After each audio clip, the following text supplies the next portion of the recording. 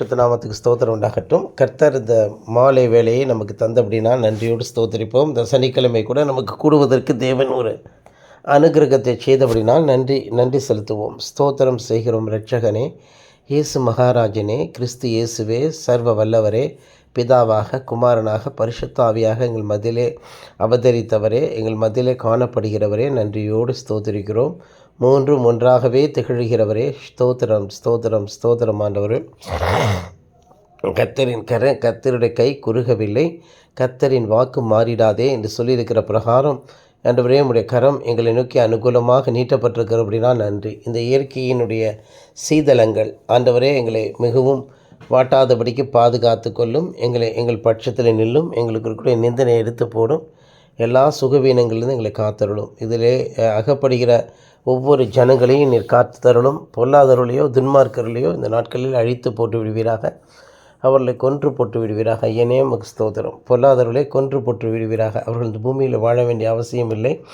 ஆனால் உம்முடையவர்களோ கர்த்தாவே, உம்முடையவர்களோ உமக்கு பயந்தவர்களையோ நீர் கனம் பண்ணுகிறவர்களையோ நீர் ஆண்டவரே இந்த உலகத்திலே நீர் ஆதரிக்க வேண்டும் என்று நாங்கள் ஜெபிக்கிறோம்.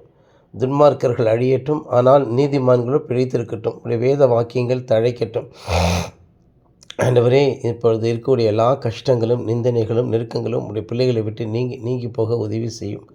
கர்த்தர் கிரியை செய்வீராக. இயேசு கிறிஸ்துவின் ரத்தம் ஜெயம், இயேசு கிறிஸ்துவின் ரத்தம் ஜெயம். ஸ்தோத்திரம் ஸ்தோத்திரம் என்கிறோம். இந்த மாலை ஜெபத்துக்காக தேவனை நாம் நன்றியோடு ஸ்தோத்திரிப்போம். ஆறுமுகம் ஜெபமணியா,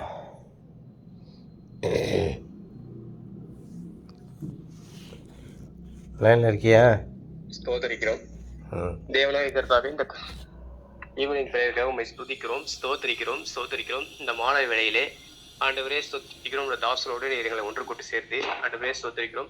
சகோதரியும் ஆண்டவரே இணைத்தீர். ஆண்டவரே உமக்கு ஸ்தோத்தரிக்கிறோம். நாங்கள் ஒருமனப்பட்டு இந்த வேளையில உங்களுடைய நாமத்தை நாங்கள் உயர்த்தவும், உங்களுடைய நாமத்தை நாங்கள் ஸ்தோத்தரித்து ஆண்டவரே ஸ்தோத்தரிக்கிறோம். ஒவ்வொருக்காக நாங்கள் மிகுந்த வைராக்கியத்தோடும் ஜபத்தோடும் ஆண்டவரே ஸ்தோத்திரிக்கிறோம். தேவனாய் கர்த்தரை நோக்கி நாங்கள் விண்ணப்பிக்கவும் உம்மை ஸ்தோத்திரிக்கிறோம். எங்கள் மீது இரக்கம் செய்வீராக. நீர் பரத்திலிருந்து இப்போது நீர் ஆண்டவரே பேசுவீராக. எங்களை ஒவ்வொருவரும் தேவனாய் கர்த்தாவே உங்களுடைய சமூகத்திலே நீர் எங்களை சுத்திகரித்து ஆண்டவரே ஸ்தோத்திரிக்கிறோம். முடிவு பரியந்தம் நாங்கள் நிலைத்திருந்து அதிக கனிகளை கொடுக்கும்படி எங்களை பலப்படுத்துகிற கிறிஸ்துவானே எல்லாமே செய்ய உமக்கு அதிகாரம் உண்டு.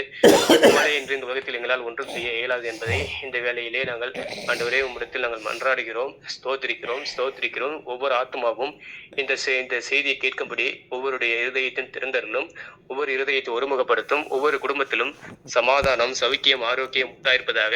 சுகவாழ்வு துளிர்க்கப்படணும். அப்பா ஸ்தோத்திரிக்கிறோம். செய்தி கொடும் தாசனை பலப்படுத்தும். ஆண்டவரே ஸ்தோத்திரிக்கிறோம். நாளை ஞாயிற்றுக்கிழமை ஆராதனை ஆசீர்வதிக்கப்படட்டும். ஆண்டவரே நல்ல ஒரு சூழ்நிலை அமைத்து தரும்படி உமக்கு ஸ்தோத்திரிக்கிறோம். ஆராதனையிலே தேவனாய கர்த்தர் ஆண்டவரே ஸ்தோத்திரிக்கிறோம். மகிமையாய் இறங்கி உம்முடைய ஊழியத்தை செய்து வருகிறபடியால் ஆண்டவரே ஸ்தோத்திரிக்கிறோம். நாங்கள் ஆண்டவரே ஸ்தோத்திரிக்கிறோம். முடிவு புரிந்து நாங்கள் நிலைத்திருப்போமாக. இயேசு கிறிஸ்துவே உம்முடைய வசனத்தை தியானிப்போமாக. வேதத்தில் தேறினவர்களாக எங்களை ஒவ்வொருவரும் மாற்றுவீராக. ஒவ்வொருடைய சகோதர குடும்பத்திலும் ஆசீர்வாதம் பெருகட்டும். ஒவ்வொரு குடும்பத்திலும் சமாதானம், சௌக்கியம், ஆரோக்கியம் உண்டாயிருப்பதாகவும் பிள்ளைகள் தலையெடுக்கட்டும். ஆண்டவர் இந்த செய்தியை கேட்டு பிரிந்து போன எல்லா ஆத்துமாக்களும் ஒன்று கூட்டி சேர்ப்பீராக. ஆண்டவரே ஸ்தோத்திரிக்கிறோம். ஒவ்வொரு பூட்டினை வீட்டுக்குள்ளும் உங்களுடைய வார்த்தையை துணிக்கப்படும். உங்களுடைய கிருபையுள்ள வார்த்தையை விசுவாசிக்கத்தக்க இருதயத்தை ஒவ்வொருவருக்கும் தந்து வழங்க முடியும். உமக்கு ஸ்தோத்திரிக்கிறோம். இப்போதும் செய்தி கொடுக்கும் தாசனை பலப்படுத்துவீராக. இயேசுவின் நாமத்தினால் பிதாவே, ஆமீன். கர்த்தருடைய பரிசுத்த நாமத்துக்கு ஸ்தோத்திரம் உண்டாகட்டும். இன்கால் மெசேஜில் இருக்கிற பாடலை பாடுவோம். இன்கால் மெசேஜில் இருக்கும் உன்னத தேவனுக்கே மகிமை என்கிற பாடல். உன்னத தேவனுக்கே மகிமை, உலகில் சமாதானமே, காரிருள் நீங்கிட காசினி மீதிலே கதிரொளியா ஜெனித்தார். அல்லேலூயா, அல்லேலூயா, அல்லேலூயா, துதியவர்க்கே, அல்லேலூயா, துதியவர்க்கே. மானிட மேலிவர் கண்பிதுவோ மனுக்கோலமாய் மனுவேலானார். மாட்சிமையாவையும் துறந்தே உலகில் மானொலியாய் ஜெனித்தார். அல்லேலூயா, அல்லேலூயா, அல்லேலூயா துதியவர்க்கே, அல்லேலூயா துதியவர்க்கே.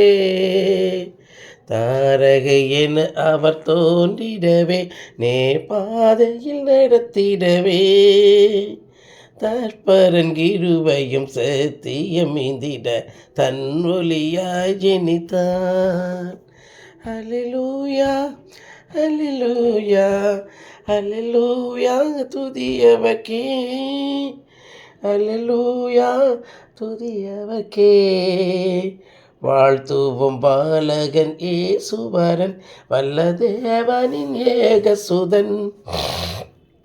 வாஞ்சித்தாரே என்னை ஆசம் செய்திடவே, வானொலியாய் ஜெனித்தார். அல்லேலூயா அல்லேலூயா அல்லேலூயா துதியவர்க்கே, அல்லேலூயா துதியவர்க்கே. தாவீதின் பேரிவராயனின் ஜெயராஜ்யம் தாபிக்கவே, தாசனின் ரூபமாய் தாரணி மீதிலே தாமுதித்தாரொலியாய். அல்லேலூயா அல்லேலூயா அல்லேலூயா துதியவர்க்கே, அல்லேலூயா துதியவர்க்கே, அல்லேலூயா துதியவர்க்கே. உன்னத தேவனுக்கே மகிமை, உலகில் சமாதானம் ஆமென். காரிருள் நீங்கிட காசினி மீதிலே கதிரொளியாய் ஜெனித்தார்.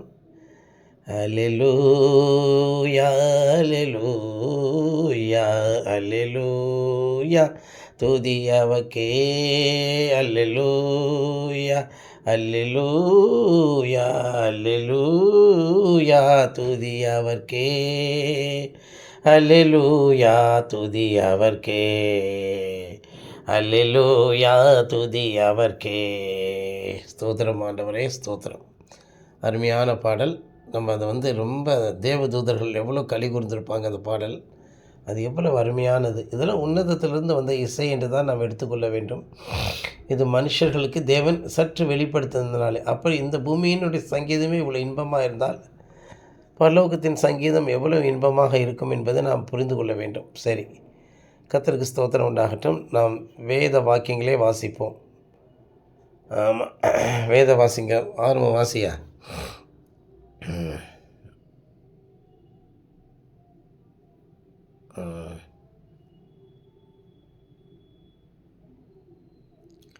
லைனில் இருக்கியா? வாசி. ஏசாயா 61. உங்கள் வெட்கத்துக்கு பதிலாக இரண்டத்தனையாய் பலன் வரும், லட்சிக்கு பதிலாக தங்கள் பாகத்தில் சந்தோஷப்படுவார்கள். அதிநிமித்தம் தங்கள் தேசத்தில் இரட்டிப்பான சுதந்திரம் அடைவார்கள். நித்திய மகிழ்ச்சி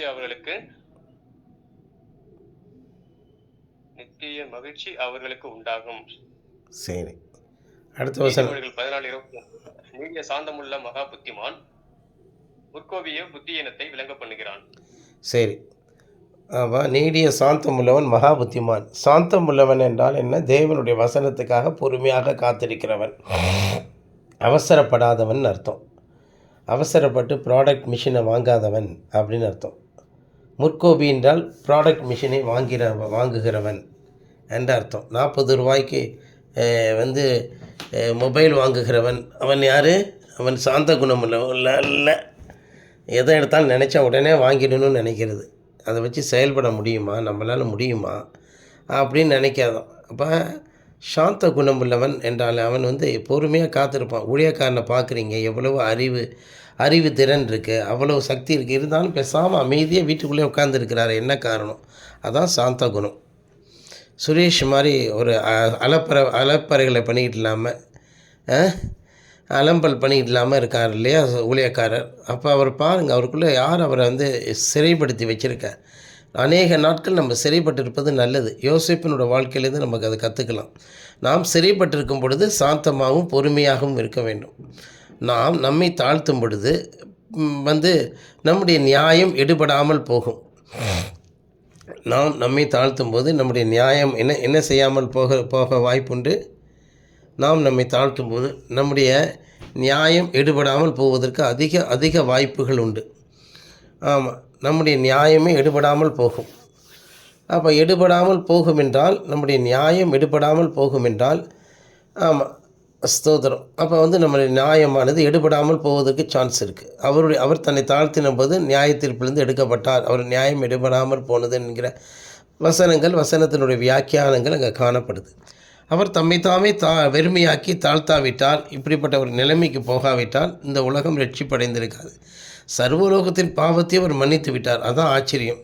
அதை விசுவாசித்தவர்களுக்கு அது பலனளிக்கிறது, விசுவாசியாதவர்களுக்கும் ஆக்கினை தீர்ப்புக்குள்ளாக்குகிறது. அதாவது ஒரு சுவிசேஷம் பிரசங்கிக்கப்பட்ட பின்பும் அது விசுவாசியாதவர்கள், ஒருவேளை இந்த சுவிசேஷம் பிரசங்கிக்கப்படாத இடத்திலே அவர்களுக்கு விசுவாசிப்பதற்கு சந்தர்ப்பமே கிடையாது.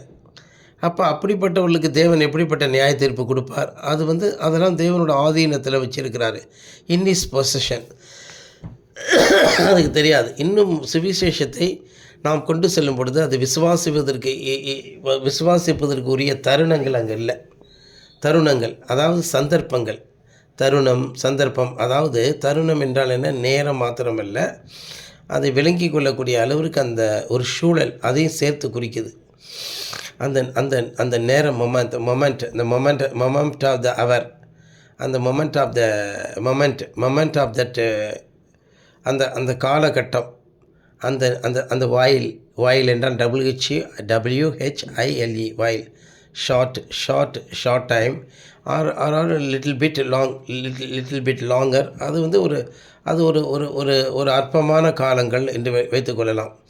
ஒரு அற்பமான ஒரு ஷார்ட் வாயில், இல்லாவிட்டால் ஒரு தருணம். அது பாருங்கள், டைம் என்று சொன்னாலும் ஸ்பேஸ் என்று சொன்னாலும் ரெண்டும் ஒன்று தான்.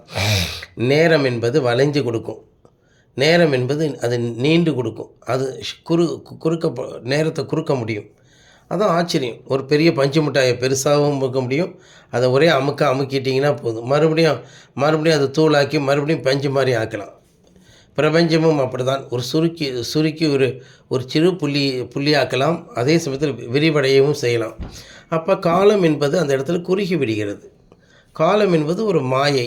அது காலம், ஒளி, இதுவையெல்லாம் ஒரு ட்ராமா தான் பண்ணுது. அதெல்லாம் ட்ராமாவாக ஆகிடுது. அப்போ காலம் என்பது நல்லிஃபையாக ஆகிடுது, வேறொரு பரிமாணத்துக்குள்ளாக போய் விடுகிறது. இது உங்களுக்கு புரியாது. ஒரு இசைத்தட்டை எடுத்துக்கிட்டிங்கன்னா, அந்த காலத்தில் இசைத்தட்டு சுற்றுது. அந்த காலத்தில் இசைத்தட்டு சுற்றி இருக்கும், பார்த்துருக்கீங்களா? அதில் சென்டர் நடுவு கிட்டத்தட்ட அந்த அச்சுக்கு பக்கத்தில் இருக்கிறது மெதுவாக சுற்றும். ஆனால் அந்த வெளியில் அந்த அட்டர்மோஸ்ட் பார்ட், அதாவது அதனுடைய எட்ஜு, அந்த சிடி அல்லாட்டா அந்த இசைத்தட்டினுடைய இதை நீங்கள் பார்ப்பீர்கள் என்றால் அது வேகமாக சுற்றும். ஒரே பிளேட்டில் தான் இருக்கிறது, பாருங்கள், சாதாரணமாக ட்ராவல் பண்ணுது. அதே போல் ஒரு கோணத்தை எடுத்துக்கொள்வோம் என்றால், அந்த கோணத்தின் ஒரு டிகிரி கோணத்தை எடுத்துக்கொள்வோம் என்றால், அந்த ஒரு டிகிரிங்கிறது அந்த அருகாமையிலே ரொம்ப சாதாரணமாக ரொம்ப ஒரு பக்கத்தில் தொடக்கூடிய அளவுக்கு இருக்கும். ஆனால் அதுவே தூரத்தில் போகும்போது எத்தனையோ அது தூரம் கழிச்சு வரும். அதே மாதிரி தான் இந்த நாட்களில் டைம் ஸ்பேஸ் என்பது, டைமும் ஸ்பேஸும் ஒன்று தான். அவைகள் ஒரு இடத்துல ஒரு நாளாக, ஒரு செகண்டாக கூட இருக்கலாம். இன்னொரு இடத்துல ஒரு நாளாக இருக்கலாம். அந்த ஒரு செகண்ட் 1000 வருஷமாக இருக்கலாம், இல்லாட்டி 1 கோடி வருஷங்களாக கூட மாற்றலாம். இது ஒரு மாயை. இது மனதுக்கு சஞ்சலத்தை கொடுக்கக்கூடிய ஒரு காரியம்.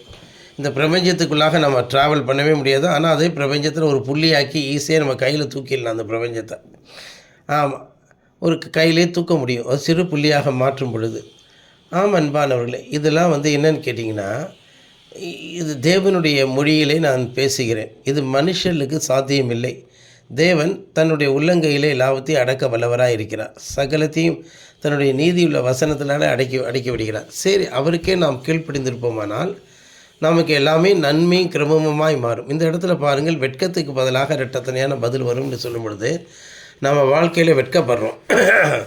அதாவது அடுத்தது லச்சைக்கு பதிலாக ஆங்கிலத்தில் என்னென்னு படிச்சிங்கன்னா புரியும், ஷேம். அண்டு அப்புறம் இன்ஸ்டெட் ஆஃப் த டிஸ்கிரேஸ்னால் அவமானம். அதாவது லச்சை என்று சொல்லும்பொழுது ஒரு வகையான அவமானகரமான சூழ்நிலையில் வைக்கப்பட்டிருக்கும், நிந்திக்கப்பட்டிருக்கும். சுரேஷ் தன்னுடைய காரை எடுத்துக்கொண்டு என்னை அவமானப்படுத்தினான். ஆமாம், செல்வம் என்பவன் தன்னுடைய ஐஸ்வர்யத்தை கொண்டு என்னை அவமானப்படுத்த அவன் முற்பட்டான். இன்னும் சில பேர் தாங்கள் முன்பு கஷ்டப்பட்டதை மறந்துட்டு இந்த ஊழியக்காரனை பார்த்து பழிச்சு என்னுடைய இந்த வறுமையும் தரித்திரமும் கிறிஸ்துவின் நிமித்தம் வந்தது என்பதை யாருமே புரிந்து கொள்ளாமல் நான் என்னமோ கஷ்டப்படுறது போலவும் நான் அதனால் என் பட்சத்தில் நிற்காமல் அவர்கள் என்னை ஏளனம் பண்ணி என்னுடைய கஷ்டங்களை அவர்கள் ரொம்ப ரொம்ப ஈஸியாக எடுத்துக்கிட்டாங்க. என்னோடய கஷ்டத்தை அவர்கள் எனக்கு உதவி செய்யாமல் என்னை அவர்கள் சுரண்டுவதற்கோ இல்லாவிட்டால் எனக்கு தர வேண்டிய கனத்தையோ மதிப்பையோ தராமல் இருப்பதற்கோ அவர்கள் முயற்சி செய்கிறார்கள். அதுதான் இந்த நாட்களில் நடந்துக்கிட்டு இருக்கு. அவர்கள் அப்படி முயற்சி செய்கிறார்கள். நான் என்ன செய்யட்டும்? என்னால் என்ன செய்ய முடியும் சொல்லுங்கள் பார்ப்போம். ஆமாம், நான் என்னால் ஒன்றும் செய்யக்கூடாது இருக்கிறது. என்னால் அந்த நேரத்தில் ஒன்றையுமே என்னால் செய்ய முடியாது இருக்கிறது. ஆமாம் அன்பானவர்களே, நல்லா புரிந்து கொள்ளுங்கள். ஆமாம், என்னால் என்ன செய்ய முடியும்? அப்போ என்னால் ஒன்றுமே செய்யக்கூடாது இருக்கிறது. ரொம்ப கஷ்டமாக இருக்குது. சரி, இப்படி ஊழியக்காரனை படித்தும் ஏளனம் பண்ணியும் அவனோட வறுமையை ஆனால் கிறிஸ்துவின் நிமித்தம் இந்த வறுமை வந்திருக்கிறது என்றும் அதுவே தேவனிடத்தில் பெரிய ஐஸ்வர்யத்தை தரும் என்றும் அவங்களுக்கு அறிவில்லை. ஒருவன் இந்த உலகத்தில் தரித்திரனாக இருந்தால் அவன் தேவனிடத்தில் ஐஸ்வர்யவானாக இருப்பான். அவன் விசுவாசத்தில் ஐஸ்வர்யவானாக இருப்பான் என்று நாம் புரிந்து கொள்ளணும். வசனம் அப்படி தான் சொல்லுது. தரித்திரர்களை விசுவாசத்தில் வல்லவர்களாக மாற்றுகிறார் இல்லையா? ஐஸ்வர்யவான்களாக மாற்றுகிறார். விசுவாசத்தில் இரக்கத்திலே ஐஸ்வர்யவான்களாக மாற்றுகிறார். அது எத்தனை பேருக்கு அது புரியுதுன்னு தெரியல. ஆமாம், அதுதான் உண்மையான அற்புதமான ஒரு நிலை. அதுதான் உண்மையான அற்புதமான ஒரு நிலை. ஆமாம், அதை தான் நம்ம பார்க்குறோம். தரித்திரர்களை தேவன் இந்த உலகத்தில் அவர்களை விசுவாசத்தில் ஐஸ்வர்யவான்களாக மாற்றுகிறார் என்று சொல்லியிருக்கிற வசனம் எங்கே இருக்கிறது? எடுத்துக்கொடு.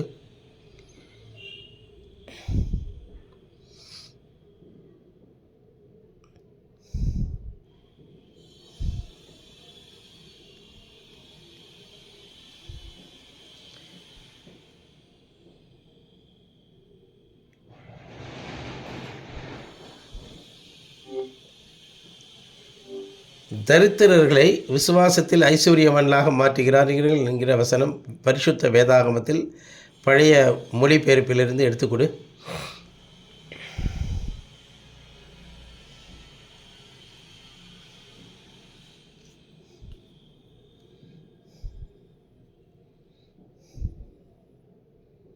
நிச்சயமாக யாக்கோபு 2:5 தரித்திரரை தேவன் இவ்வுலகத்தின் விஷயத்தில் தரித்திரராயிருந்தும் விசுவாசத்தில் ஐஸ்வர்யவான்களாகவும் தம்மிடத்தில் அன்பு கூறுகிறவர்களுக்கு தாம் வாக்குத்தத்தம் பண்ணின ராஜ்யத்தை சுதந்தரிக்கிறவர்களாகவும் தெரிந்து கொள்ளவில்லையா என்று கூறப்பட்டுள்ளது. இந்த வசனம் ஏழைகள் விசுவாசத்தில் செல்வந்தர்களாகவும் கடவுளுடைய ராஜ்யத்தின் வாரிசுகளாகவும் இருக்க முடியும் என்று கூறுகிறது.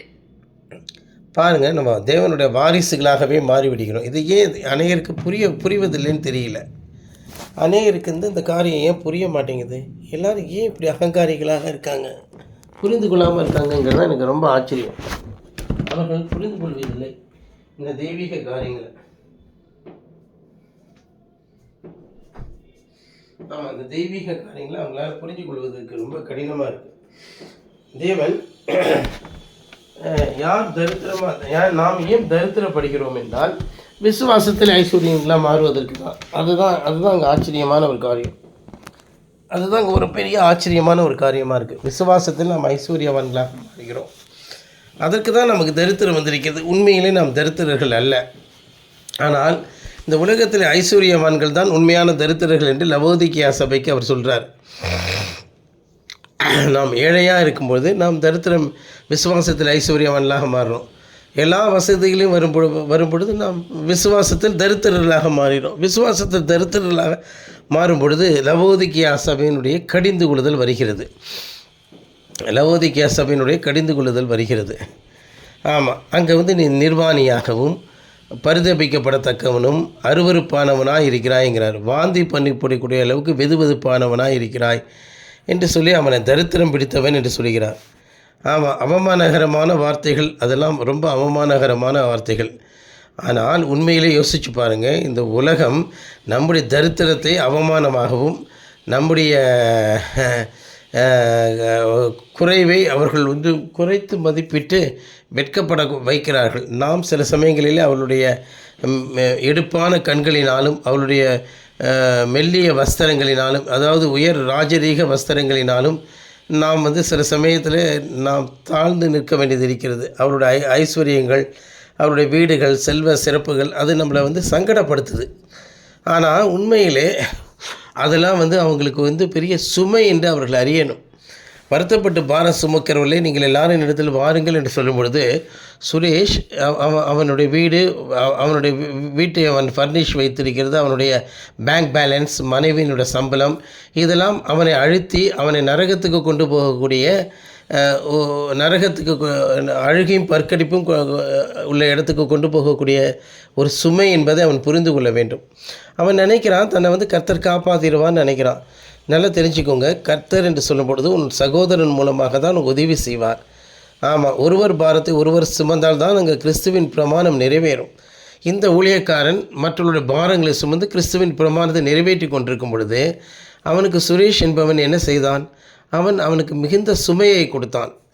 மிகுந்த சுமையும் வேதனையும் தான் கொடுத்தான். பழித்தான். அந்த சபையை எப்படியாவது கெடுத்து விடலாம் என்று எண்ணினான் சுரேஷ்.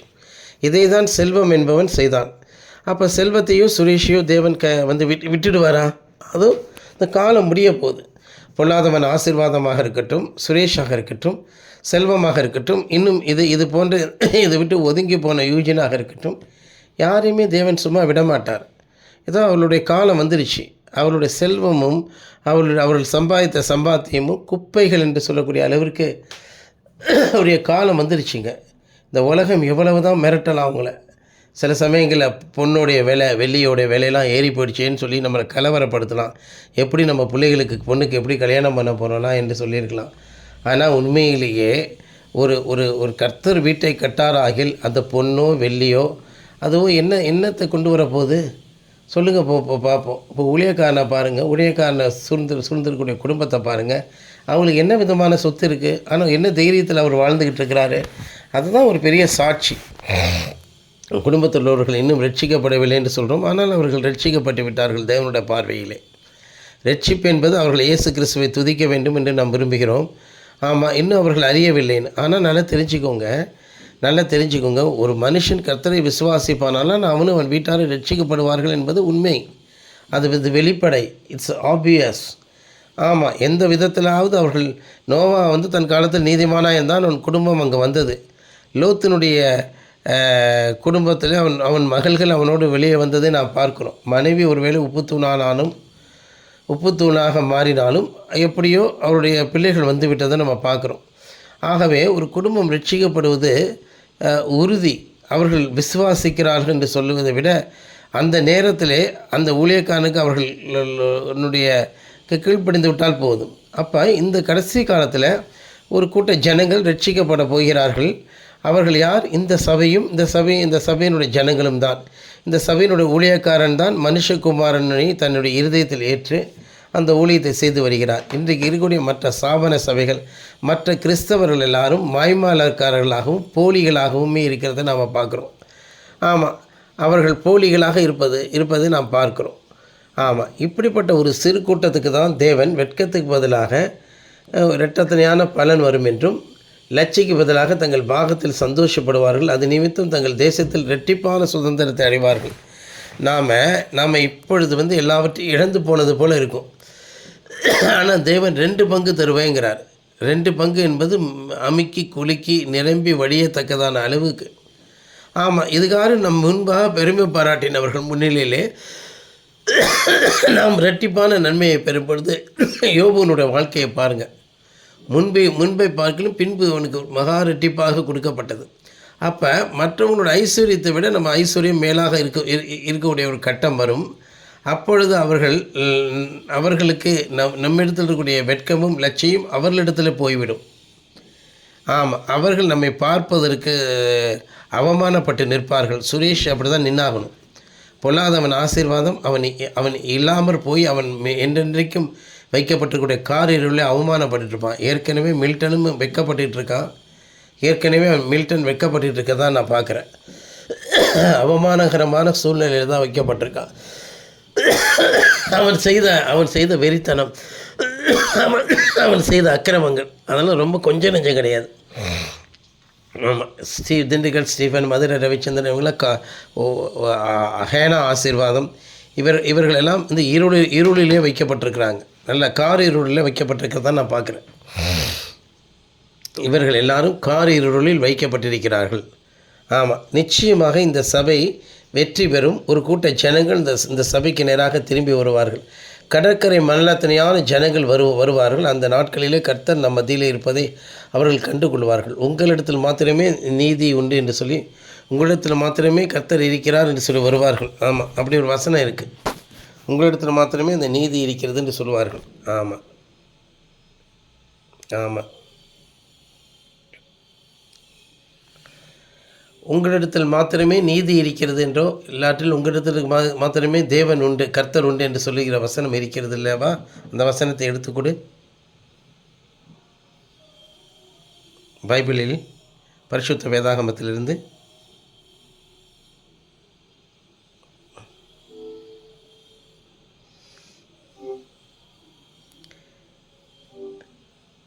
உங்களிடத்தில் மாத்திரமே நீதியும் வல்லமையும் உண்டு என்று சொல்லி ஜனங்கள் வருவார்கள் என்று சொல்லியிருக்கிறது அல்லவா? அந்த வசனம் பரிசுத்த வேதாகமத்திலிருந்து எடுத்துக்கொடு.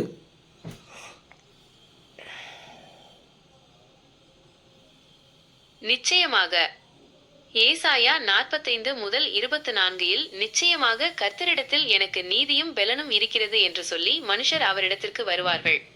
அவருக்கு விரோதமாய் மூர்க்கமானவர்கள் யாவரும் வெட்கப்படுவார்கள் என்று கூறப்பட்டுள்ளது. இந்த வசனம் எல்லா மனிதர்களும் கடவுளிடம் நீதி மற்றும் வலிமை இருக்கிறது என்பதை உணர்ந்து அவரிடம் வருவார்கள் என்று கூறுகிறது. இதை பரிசுத்த வேதாகமம் Tamil O.V, Tamil old version, Tamil மொழிபெயர்ப்பு, அதிலிருந்து எடுத்துக்கூட பரிசுத்த வேதாகமம். நிச்சயமாக ஏசாயா 45:24 நிச்சயமாக கர்த்தரிடத்தில் எனக்கு நீதியும் பெலனும் இருக்கிறது என்று சொல்லி மனுஷர் அவரிடத்திற்கு வருவார்கள். அவருக்கு விரோதமாய் மூர்க்கமானவர்கள் யாவரும் வெட்கப்படுவார்கள் என்று கூறப்பட்டுள்ளது. இதை கேஜேவியிலிருந்து எடுத்துக்கொடு. கேஜேவி ஆங்கில வெர்ஷன் எடுத்துக்கொடு.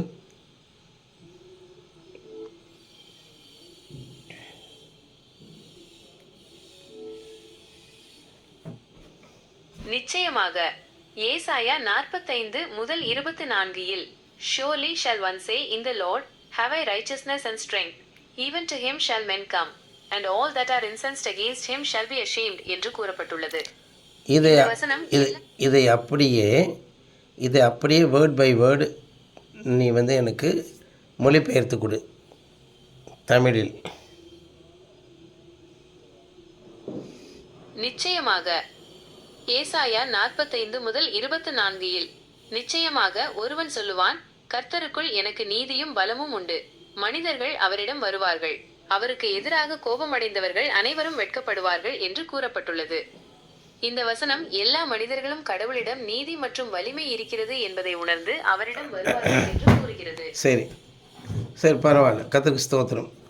உம்மிடத்தில் மாத்திரமே அப்படின்னு வசனத்தை இதில் தேடி பார்ப்போம்.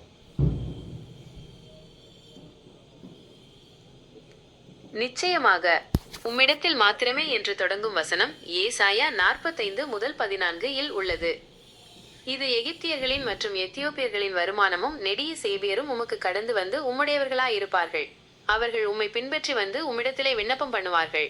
தேவன் உம்மிடத்தில் தானே இருக்கிறார், வேறே தேவன் இல்லை, அவரே இல்லை என்று சொல்லுவார்கள். பாருங்க, அதாவது ஏசாயா 45:14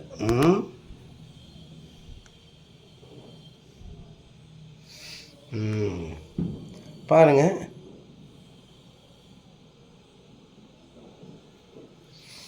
சரி, ஏசாயா பாரு, வசனங்கள் சில சமயத்தில் மாற்றி தமிழ் எழுதியிருக்கிறதுனால கஷ்டமாக இருக்குது. ஆமாம், கண்டவனும் மொழிபெயர்க்க ஆரம்பித்ததுனால தான் இவ்வளோ குழப்பங்கள். எவ்வளோ வசதி இருந்தாலும் பாருங்கள், அந்த வசதியை நம்ம அனுபவிக்க முடியாதபடிக்கு இப்படிலாம் ஒரு சூழ்நிலை. கர்த்தராகிய நான் அபிஷேகம் பண்ணின கோரேசுக்கு முன்பாக 45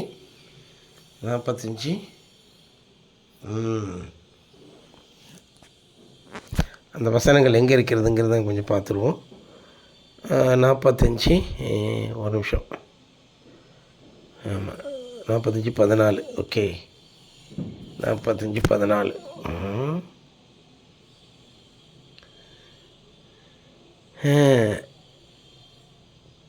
உன்னுடனே மாத்திரம் தேவன் இருக்கிறார் என்றும் அவரை இல்லாமல் வேறு தேவன் இல்லை என்றும் சொல்லி உன்னை பணிந்து கொண்டு உன்னை நோக்கி விண்ணப்பம் பண்ணுவார்கள் கர்த்தர் சொல்லுகிறார். ஆமாம், இது யார்? கிழக்கிலிருந்து எழும்பக்கூடிய நீதிமானுக்கு தான் இப்படிப்பட்ட கிருபை இருக்குது. ஒருத்தர்கிட்ட மட்டும்தான் கர்த்தர் இருப்பார். இந்த கடைசி காலத்தில் நோவாவிட்ட மட்டும்தான் இருந்தார். அதே போல் கடைசி காலத்தில் மனுஷகுமாரன்கிட்ட மட்டும்தான் தேவன் இருப்பார். அந்த மனுஷகுமாரன் யார்? இந்த காலத்துக்குரிய மனுஷகுமாரன் எப்படிப்பட்டவனாக இருப்பான், அவன் எவ்வளோ சிறப்பு வாய்ந்த சீரும் சிறப்பு உள்ளவனாக இருப்பான் என்பது அது ஜனங்கள் வந்து அந்த காலத்தில் கண்டுகொள்வார்கள். ஒரு சிலருக்கு மாத்திரமே, வெகு சிலருக்கு மாத்திரமே இந்த வெளிப்பாடு உண்டாகும். அவர்கள் பாக்கியவான்கள், அவர்கள் பிரவேசிப்பார்கள். இன்றைக்கி உலக அளவில் பார்க்குறோம், ஜனங்கள் அங்கு கொலை செய்யப்படுகிறார்கள். ஹமாஸ் தீவிரவாதிகள் செய்த அட்டூழியத்துக்கு பதிலடியாக இஸ்ரேல் கொடுத்ததுனால சிறு பிள்ளைகள் கூட அங்கே கொல்லப்படுகிறார்கள் சொல்லுவார்கள். ஆனால் விரியன் பாம்பு குட்டிகள், அது குட்டியாக இருந்தால் என்ன, அது வந்து பெருசாக இருந்தால் என்ன, முட்டையிலேருந்து வரக்கூடிய அந்த விரியன் பாம்பு கடித்தாலுமே ஒரு மனுஷன் உடனடி செத்து போயிடுவான். ஒருவேளை பெரிய பாம்பு கடித்தா கூட கொஞ்சம் தாமதித்து சாவான். சிறிய பாம்பு கடிக்கும்போது அதிகமான விஷத்தை கொடுத்துரும், அது உடனடியாக செத்து போயிடுவானுங்க. ஆமாம், அதனால் ஹமாஸ் தீவிரவாதிகள் மத்தியில் சிறு பிள்ளைகள் அங்கு சாகிறார்கள் என்றால் அதை குறித்து நாம் இதோடு ஒப்பீடு செய்து பாருங்கள். இங்கே இருக்கக்கூடிய அயோக்கியர்கள், சினிமா நடிகர்கள், கட்சிக்காரர்கள், ஆளுங்கட்சிகள் எல்லாமே இவ்வளவுப்பட்ட அநியாயத்தை செய்கிறார்கள். எது நியாயம் எது அநியாயம்னு அவர்களால் தெரிஞ்சுமே அதை வந்து வீணான வம்புகளை அவர்கள் இழுக்கிறார்கள். ஜனங்களை பைத்தியக்காரர்களாக ஆக்குகிறார்கள். ஆமாம், ஆகவே இந்த நேரத்தில் நாம் இந்த கொடுமைகள் எல்லாம் சகித்த நமக்கு தேவன் வெட்கத்துக்கு பதிலாக இரட்டத்தனையான பலனையும் நம்ம இதுவரைக்கும் அடர்ந்த அவமானத்துக்கு சரியாக நமக்கு பாகங்களை தருவார். இரட்டிப்பான சுதந்திரத்தை பெறுவோம் என்று அறிந்து நாம் சந்தோஷம் அடைவோம். அந்த அளவிற்கு நாம் வந்து வேத வாக்கியங்களோடாக நம்ம பயணித்து இருக்கிறோம். வேத வாக்கியத்தை அவ்வளோ கற்று இருக்கிறோம். நமக்கு கற்றுக் கொடுத்தது போல் வேறு யாருக்குமே தேவன் கற்றுக் கொடுக்கவில்லை. இந்த வசனத்தை கொண்டு நாம் மிகவும் சுத்திகரிக்கப்பட்டிருக்கிறோம் அன்பானவர்களே. ஆகவே நாம் மிகவும் சந்தோஷ மகிழ்ச்சி அடைவோம். நாளை தினம் ஆராதனைக்கு வந்து சேருவோம். கருத்தாக ஓடி வந்து நம்ம சேர்ந்து தேவனை துதிப்போம். தேவன் நம் பட்சத்தில் வருவாராக. அஞ்ஞான பண்டிகை தீபாவளியை அவர்கள் கொண்டாடுகிறார்கள். ஆனால் உண்மையான தீப ஒளி இயேசு கிறிஸ்து. இந்தியாவிலே அந்த தீப ஒளி ஏற்றப்பட இயேசு கிறிஸ்து என்கிற உண்மையான இயேசு கிறிஸ்து இந்த கர்த்தாவே இந்த இந்தியா முழுதும் உண்மையான இப்போ இருக்கக்கூடிய கிறிஸ்தவர்கள் அல்ல, இப்போ இருக்கக்கூடிய எல்லா பெந்தகோஸ்தையினர், எல்லா ரோமன் கத்தோலிக்குகள், எல்லா புரோட்டஸ்டன்ட்டுகள் எல்லாரும் அவமானகரமான மனுஷர்களாக இருக்கிறார்கள். இவர்களை நாம் என்ன செய்ய முடியும்?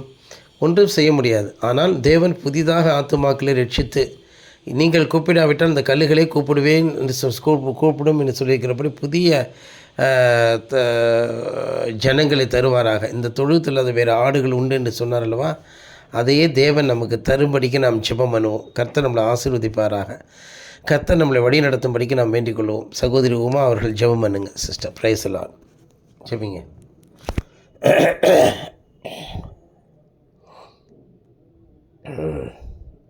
லைனில் இருக்கீங்களா? ஜெபம் பண்ணுங்க சிஸ்டர். அப்பாவை துதிக்கிறோம்.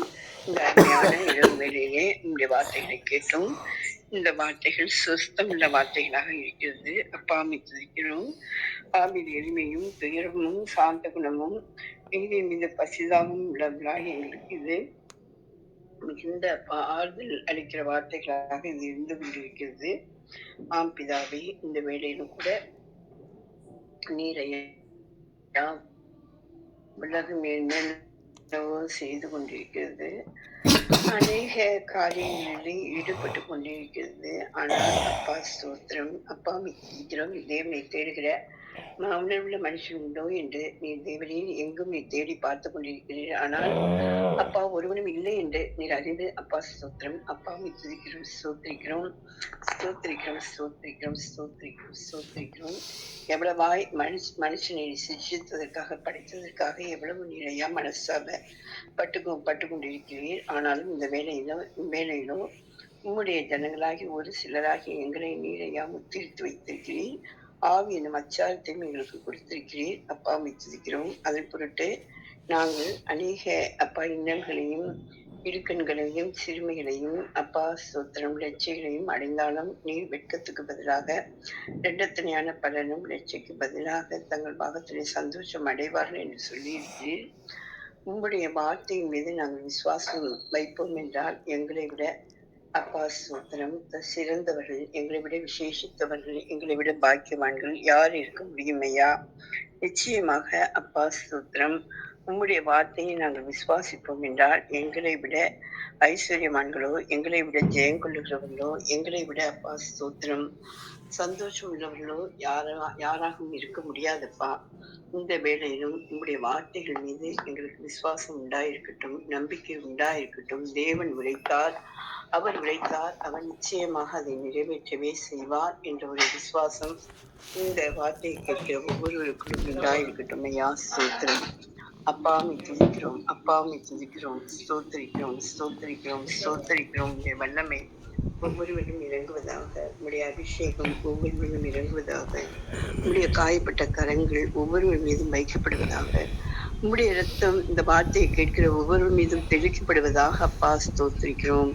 அப்பாவை துதிக்கிறோம், ஸ்தோத்திரிக்கிறோம். உங்களுடைய திரு ரத்தம் இந்த வார்த்தையை கேட்கிற ஒவ்வொரு மீதும் தெளிக்கப்படுவதாக அப்பாவை துதிக்கிறோம், அப்பாவை துதிக்கிறோம். அதனால் அப்பா ஸ்தோத்திரம், ஸ்தோத்திரம், ஸ்தோத்திரம். நீர் சொல்லுகிற வார்த்தையுடைய ஆசீர்வாதங்களை ஒவ்வொருவரும் சுதந்தித்துக் கொள்ள அனுக்கிரகம் புரியும். இப்பொழுதும் இந்த ஊழியத்திற்கும் இந்த ஐக்கியத்திற்கும் ஆராதனைக்கும் விரோதமாய் அப்பா செயல்படுகிற எல்லா தீய சக்திகளையும் முற்றிலும் கடிந்து கொள்கிறோம். இயேசுவின் நாமத்திலே நாங்கள் ஒருமித்து கடிந்து கொள்கிறோம்.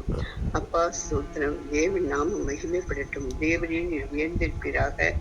அப்பா ஸ்தோத்திரம். உண்மை நாங்கள் ஒருமித்து உடைய நாமத்தை உயர்த்தவும், உண்மை மகிமைப்படுத்தவும், உண்மை தொழுது கொள்ளவும் இந்த வேலையிலே எங்களுக்கு நல்ல நேரத்தை தந்து நன்றி அப்பா. நாளைய தினம் ஆராதனை பொருட்படுத்திக் கொள்ளும். மழை நாளைய தினம் வந்து அப்பா ஸ்தோத்திரம் எந்த சிரமத்தையும் கொடுக்காதபடி கண்டு தடையின்றி இந்த ஆராதனை நடக்க அருள் செய்யுமையா.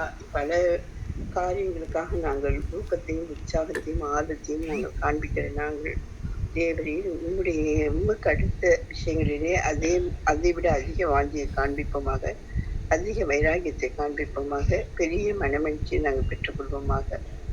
இயேசுவின் நாமத்தில் பிதாவே, ஆமென்.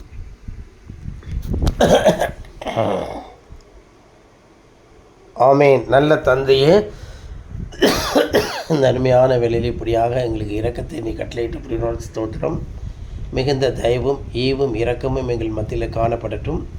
தேவனுடைய ஈவு இருக்கட்டும். உலகமெங்கும் கொள்ளை நோயும் பூமி எதிர்ச்சியும் பஞ்சங்களும் உண்டானாலும் யுத்தங்கள் செய்திகள் ஜனங்கள் விரோதமாக ஜனங்கள் எழும்பியிருந்தாலும் உம்முடைய ஜனங்களை நீர் ஆசீர்வதியும். அகங்காரிகளையும் ஆண்டவர் அக்கிரம செய்வர்களையும் அழித்து போடும். குறிப்பாக இந்த நாட்களில் தமிழ்நாட்டை ஆட்சி செய்கிற ஆண்டவர் திமுக, அவர்களை எதிர்த்து நிற்கக்கூடிய அதிமுக மற்றும் ஆண்டவரே ஆங்காங்கே உருவாகி இருக்கக்கூடிய தாவேகா, சீமான் கட்சிகள், இந்த திருமாவளவன் போன்ற துன்மார்க்கர்கள், இவர்கள் எல்லாரும் அஞ்சும்படிக்கு பயப்படும்படிக்கு அவர்களுக்கு எதிராக நம்முடைய கரம் இருப்பதாக, இனி திராவிடமோ அநியாயத்தையோ பேசி கொண்டிராதபடிக்கு முஸ்லீம்கள் கிறிஸ்தவர்கள் எல்லாரும் பொல்லாத காரியங்களை செய்கிறபடினால் அவர்களுக்கு எதிராக நம்முடைய கரம் இருந்து நம்முடைய ஓங்கிய புயத்தினாலே தேவனே நீர் இந்த இடத்துல சமாதானத்தையும் நல்ல ஆட்சியும் நீர் தர வேண்டும்.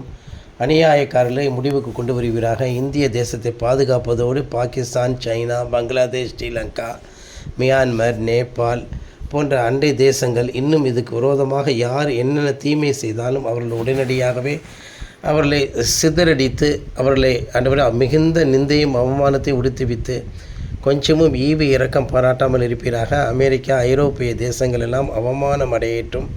அவர்கள் செய்கிற சூது சூழ்ச்சி என்ன விதங்களிலே வந்தாலும் எல்லாம் முறியடிக்கப்படட்டும். இஸ்ரவேலுக்கோ சமாதானம் உண்டாயிருக்கத்தக்கதாக நாங்கள் ஜெபிக்கிறோம்.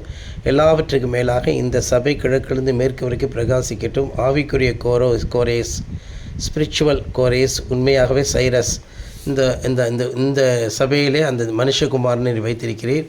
அவரை மிகவும் நீர் கனப்படுத்தி அவருக்கு நீர் கொடுத்த எல்லா வாக்குகளையும் நிறைவேற்றி கிழக்கிலிருந்து மேற்கு வரைக்கும் மின்னலை போல் இந்த செய்தி பரவும் ஒரு கூட்ட ஜனங்கள் அறிவடைவும் தேவனிடத்தில் வந்து சேரவும் ஆண்டவரே, தீப புஸ்தகத்தில் பேர் எழுதப்படாதவர்கள் எல்லாரும் ஆண்டவரே வேறு இடத்தில் கலைகளாக மற்றும் ஸ்தாபன சபைகள் எல்லாம் கலைகளாக கட்டப்படவும் கர்த்தர் கிரியை செய்வீராக. தொடர்ந்து நடத்தும் கன மகிமை துதியை எடுத்துக்கொள்ளும்.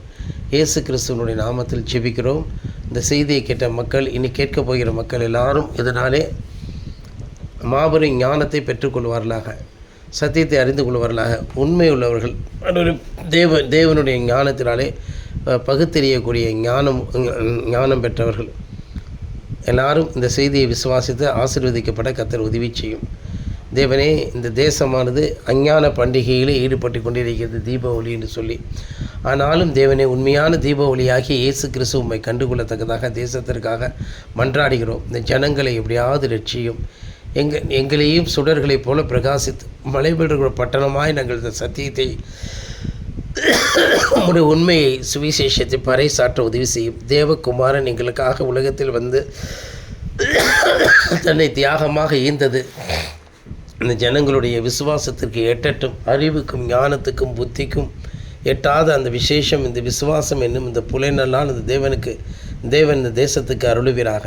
இந்த தேசம் ஒரு முன்மாதிரியாக இருக்கட்டும். இயேசு கிறிஸ்துவை ஏற்றுக்கொள்வதில் ஒரு முன்மாதிரியாக இருக்கட்டும். மத மாற்றம் அல்ல, மாறின கிறிஸ்தவர்களும் முஸ்லீம்களும் எவ்வளவு அருவருப்பானவர்களாக இருக்கிறார்கள். ஆண்டவரே ஸ்தோத்திரம். பௌத்தர்களும் இந்துக்களும் கூட எவ்வளவு அருவருப்பானவர்களாக இருக்கிறார்கள்.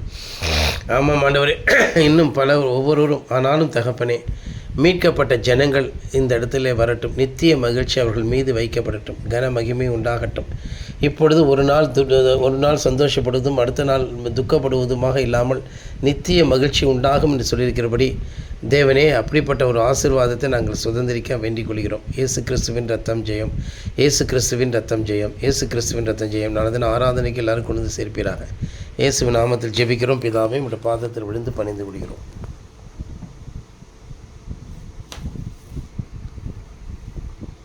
கர்த்தர் நம் ஜெபத்தை கேட்டபடியே நன்றியோடு ஸ்தோத்தரிப்போம். ஸ்தோத்திரம், ஸ்தோத்திரம், ஸ்தோத்திரம். கர்த்தர் தாமே ஆசீர்வதிப்பாராக. ஆமீன்.